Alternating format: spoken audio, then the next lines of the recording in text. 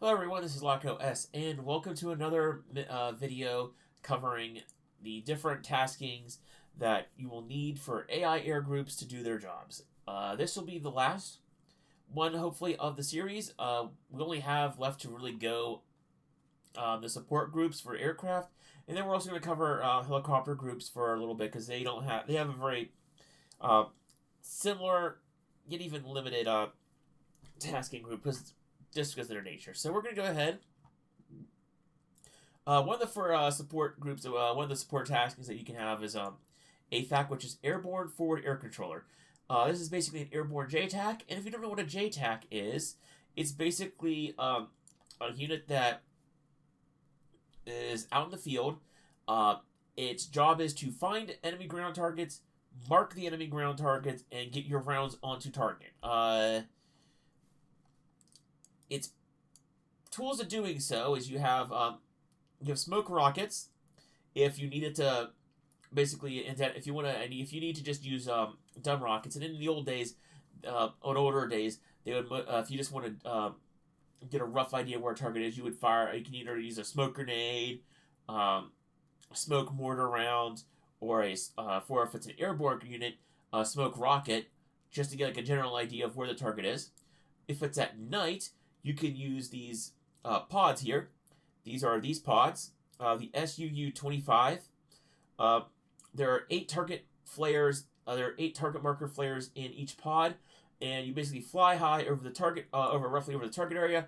Do weapon release. A flare on a parachute comes popping out, and hovers in the air, lights up, and it lights up the entire area below the flare. It's a really cool effect in DCS at night, and you can use it to very clearly mark targets at night. Yeah, they definitely will see it. But the most useful tool to marking targets is this targeting pod down here. In case you didn't know, most targeting pods have a target spot, laser spot track mode, or a laser spot search mode. Different pods do different terminology, but the idea is one targeting pod or a laser designator can designate a target, and then you search for that laser code, and your pod will pick it up eventually, and you'll be able to lock on to that whatever it was targeting. This is also very useful for aircraft that can carry laser guided bombs, but either aren't carrying a targeting pod currently for whatever reason, or more critically, for aircraft like the F-5E Tiger II and the Mirage F1 and 2000C, they can't carry a targeting pod, but they can carry laser guided bombs. So the idea in that case is you would need an aircraft like this or a ground unit to do the laser designation for you. So that's the reason. That's what a FAC is. You can do FAC as part of an en route task where it would and then you can basically have it do a patrol route or stay on station on an orbit, and then you can have it designate ground units up there, or you could tell it to search for units and engage them en route. If you do search and engage, you're probably going to be ending up engaging with you're going to try to end up engaging ground units and the like with smoke rockets, and then that way you can have the FAC-A mark all the targets off with smoke, and then you can do your visual run-in that way. But if you're trying to do a laser designation run, which is probably what you're going to be using the FAC-A or a JTAC for 90% of your work with using them, start on route task, FAC. That gets all that set up. If you want to target specific groups, you want to, and this is the most useful, and I believe this is the most useful tool, because you kind of want to use a FAC-A to do, really you want to use it for engaging groups, because you can be a bit more precise on how you manage things, because you can then do, say, ground 2, and then you can say auto weapon, priority 0, you don't need to play with these too many things. You might want to do visible, I believe, turns whether or not if the group has to be visible or not. I would probably just leave that off, so that way there's no silliness at the AI thinking something isn't visible. Designation, you can kind of see down here you have different designation tools. You can also see that you have to be close enough in order for the designation to work. So I have laser, and then the important thing with laser is that there's a laser code. So you have to set this within the correct parameters. So you can't set this to like 1000, like 100. There actually is a minimum laser code. It's not it'll let you set it lower here, but there actually is a minimum and maximum laser code you can set. You have to just set it between those two values. It'll also pop up on data link. I believe this is for the aircraft that can have an air-to-ground data link. I believe the F-16, F-18 might have it. I know the A-10 definitely has this. Enfield number 1, and so it's Enfield 1, yada yada yada. And this is the frequency and modulation that you would contact him on for the FAC-A work. In general, I try to stay away from using the quote-unquote generic mission editor FAC and JTAC. It's a little bit finicky. You have to very much, if you do decide to use this in your mission, you or your player is going to have to be very precise in how you follow the AI's orders in your run-in and your drop and everything. And you have to do a lot of communications back and forth through the menus. It's a bit complicated. It's a bit messy. It's a bit hairy in a situation where you need to get the bomb off quickly. There's another method I will go over when I talk about scripts, and I might even do it, and I might even show this off as an example script early on, because it's that useful of a script where you can basically tell the FAC-A to basically set it up. You run the script, and you can set to use any unit to designate any target or any spot. And the important thing also to note is that script allows you to attack certain spots on the ground as well as structures and things, because unfortunately, as you notice here, the FAC-A only allows you to target groups. So you're not going to be able to use a FAC-A or an AI JTAC to say targets for whatever reason, say this crane. Or if there's a ship in port, you're not going to be able to use the FAC-A or JTAC to target that ship. You have to kind of use the script. You still will place a unit. You can still place a unit in a mission and have a laser designation from that unit to that ship or that ground unit or that building or that bridge. It's just that you're using the scripting. You're using the trigger logic and the scripting system rather than the waypoint logic and the trigger system and the triggered action system here. Yeah. Excuse me for a second. There we go. So that's FAC-A. That's FAC-A. Or AFAC, FAC-A. I've heard people say it both ways. That's that. It's useful if you need like a quick FAC, a quick target designator, but I don't use it too often in my missions. Going into the next thing, and this is definitely something I do use, AWACS.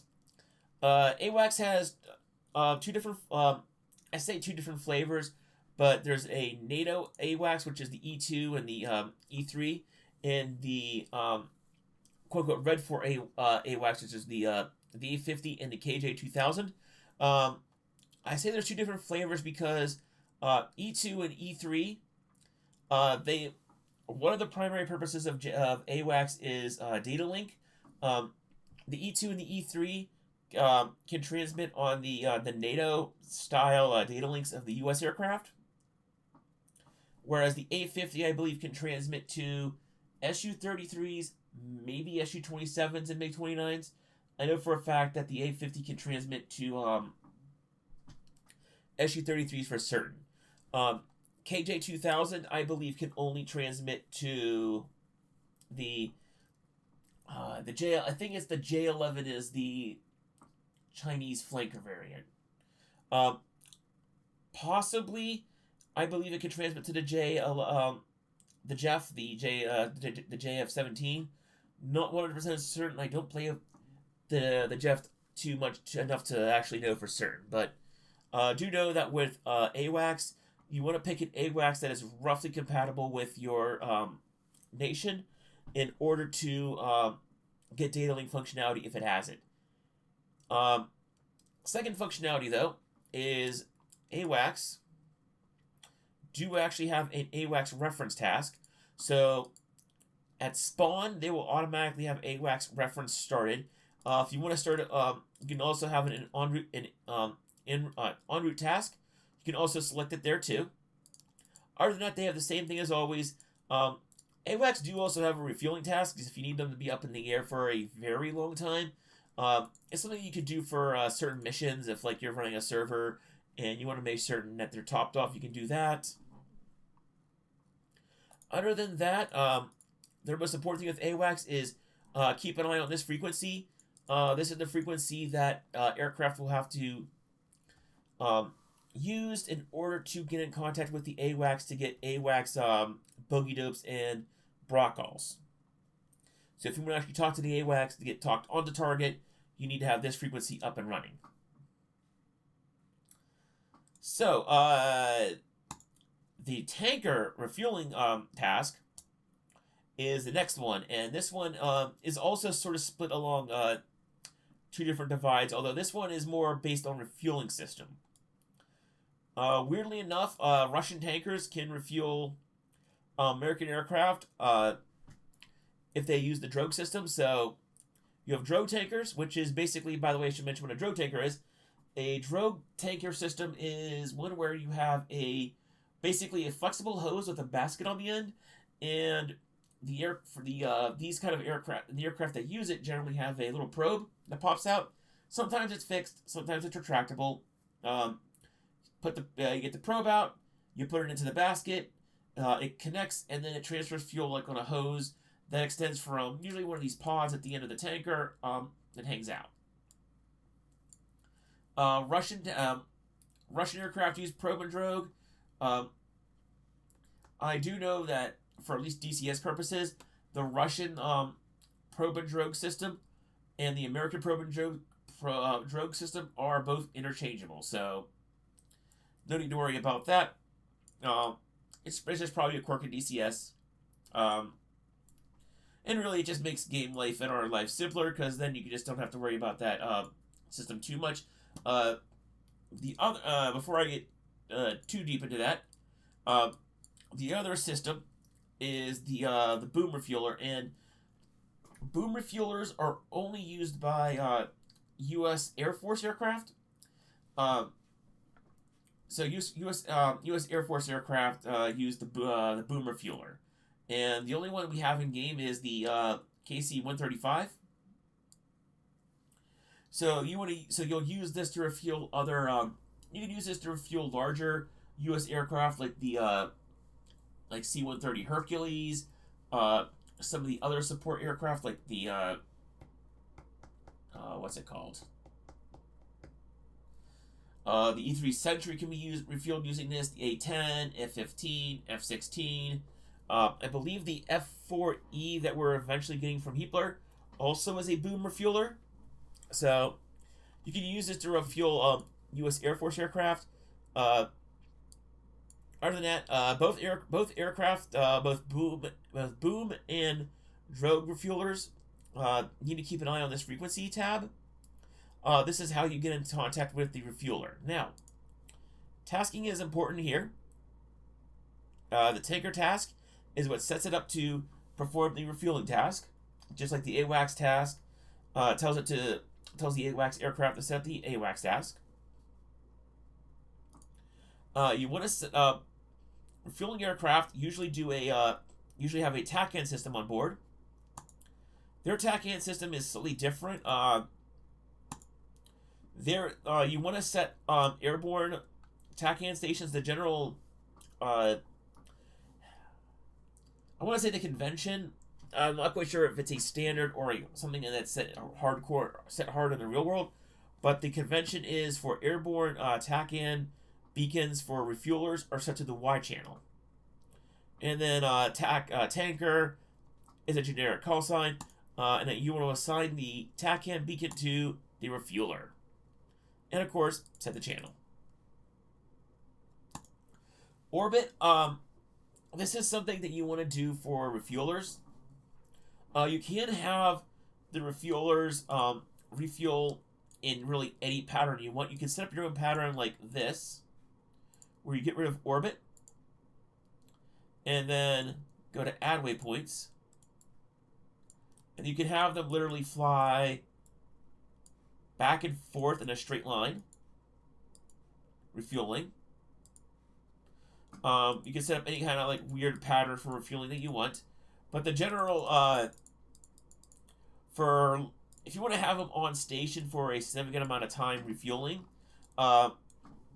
there are two options. You can do either a circle orbit,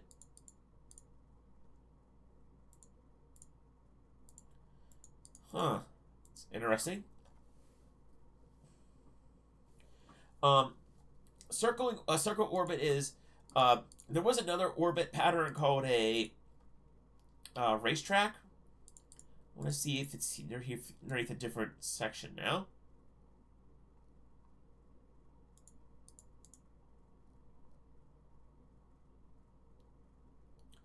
Also, yeah, you can set these tankers to immortal just to prevent players on online servers from shooting these down in anger if they can't refuel. Again, also, perform command is where you activate your TACAN for your tanker.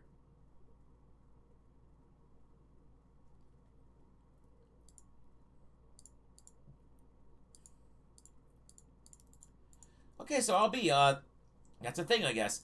I want to see one crazy thing.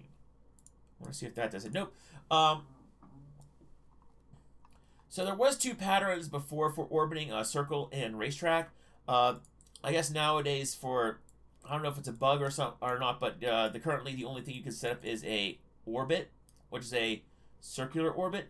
You can also, however, have tankers refuel basically on any pattern that you want. So you can do something fairly simple where you have like the tanker refueling on a line like this, and especially if players are learning to tank for the first time, or you expect there's a lot of like newer players, just have the tanker like do something like this where they fly in a very long time in a straight line back and forth, and you can do something called a switch waypoint. So yeah, we'll show you this real quick. You can go to waypoint 2, which is at the end of this line, and you can go to add task, I believe. Nope. Oh, no, it's underneath perform command, I believe. And then switch waypoint back to 1. And switching waypoints like this basically has a tanker go from start to 1 to 2, and then it goes, oh, I got to waypoint 1, I got to waypoint 2, I'm going to switch back to waypoint 1. And you can use this as sort of set up your own linear tanker pattern. So that's one way to. So that's one way to set up a tanker. There's another way to set up a tanker, and this applies to naval tankers. Currently, we only have the S3B tanker, and this is a recovery tanker. Recovery tankers are used for naval operations for aircraft that are returning to the boat, and they don't have enough. Either they get to the boat and they don't have enough fuel to hold in a holding pattern until it's their turn, or they've bolted a couple of times and they need more fuel to make a couple more attempts to land on the carrier. So we're setting up a recovery tanker, sets up a recovery pattern for a recovery tanker that actually follows the carrier group. So you don't have to worry about setting up multiple waypoints or doing weird things. This recovery tanker will basically set up the tanker to fly a pattern around the carrier that the aircraft landing on the carrier can use to refuel so that they can land at a later time. So that's refueling, and I do believe that's it for the 4 major support groups for aircraft. So we're going to do a quick little dance here at, we'll use Northwest Field here. to showcase helicopters. So helicopters have a couple of don't have as many tasks. Transport is shared between ground units. I want to hold off on doing is also transport is shared between helicopters and fixed wing aircraft. I want to show this off. I want to wait to do this until the new logistics system is in game, because I do believe that this is going to change quite a bit in the future. But you can use transport to actually transport ground units in game. AFAC is also the same as before. You can do anti-ship strike in a helicopter, which is interesting. I wonder if any aircraft actually can do that.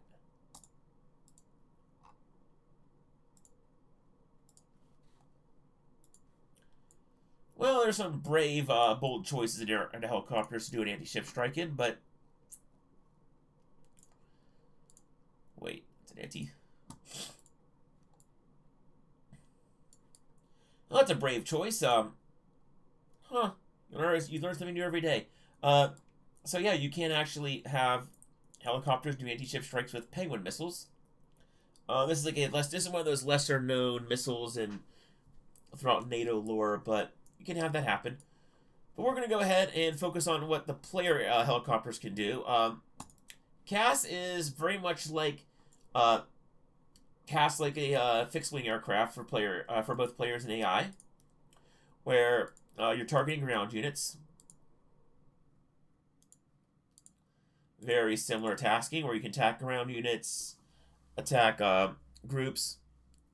All helicopters have the ability to land, and basically this is a way to have a helicopter mid-mission land anywhere on the ground real quick. Like, they'll land, they'll do something, and then they'll take off again. So you can have this helicopter land for like 5 minutes, and then it'll land, wait 5 minutes to take off again. That's that task. Ground escort is interesting, because ground escort basically allows a helicopter unit to follow a ground unit and basically provide close air support for that ground unit in the middle of its traversal. So if you have, say, a convoy and you want to have the convoy protected by a helicopter group, you can set it up so that the helicopter group will actually attack ground units that are going to attack that convoy. So you have ground escorts an option for CAS. And this ground escort, by the way, is a very new... it's only been implemented, I believe, in the past year or two, so it's one of those newer tasks that's pretty interesting. And again, you select the group that you want to escort, the last waypoint that you want to perform the escort to, and how far in front of the convoy you want to be.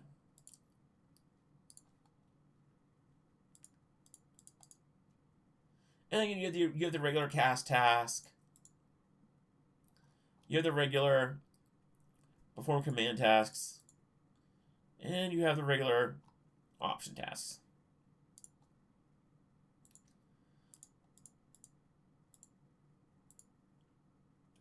Escort also kind of works with ground units. Escort can also work with the fleet. So a lot of, at least American naval aviation has something you'll see is when they're doing carrier ops, recovery ops, is there's a helicopter. I believe it's off the starboard deck back a bit, and it's basically its main purpose is basically to be there to fish pilots out of the water if something goes wrong. So you can use escort on a fleet to basically go, okay, I am going to follow this fleet and you'll have to adjust the position here, but you can use it to basically follow the fleet and basically be the rescue helicopter. So obviously you would want to engage distance 0, because it's just going to be a recovery helicopter, all that fun stuff. And you can also use this to escort ground units, but I would rather use the CAS tasking for this and just do ground escort. ground escort's a bit better suited for that than regular escort. And you can also have ground attack.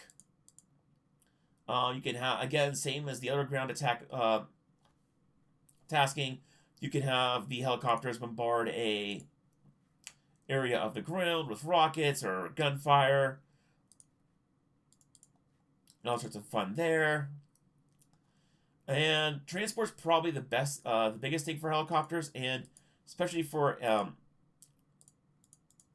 player units. You can use this to transport cargo from point A to point B. You can also use this to set up transportation of ground units. There's a lot of different things for transportation of ground units, and logistics is a whole nother thing entirely that I want to cover in its own separate video. Just because it can get very complicated, and there are different ways to set it up in game. You can use this system, you can use other systems. So many ways to do it that we're not going to cover them all here. So we're going to wrap up this video here then. This is pretty much it for helicopters. Helicopters are, again, their main roles are going to be transport, which I'll cover in a different video. Probably further down the line once we get the in-game logistics system in, see how that plays into transport. Round attack and cast are their big things. AFAC, use them as a airborne JTAC. AWACS, use them for early airborne radar systems, and then refueling for refueling. So that's it. I'm going to clean up the map here a little bit, get rid of all these units that we don't need. And until next time, guys, this is Locko S signing out.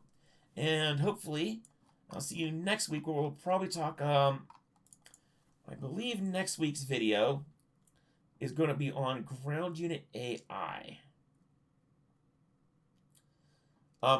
Sort of. It's we're going to cover air defense AI first, and then we're going to cover ground defense, and then ground unit AI then. So, until then, see you later.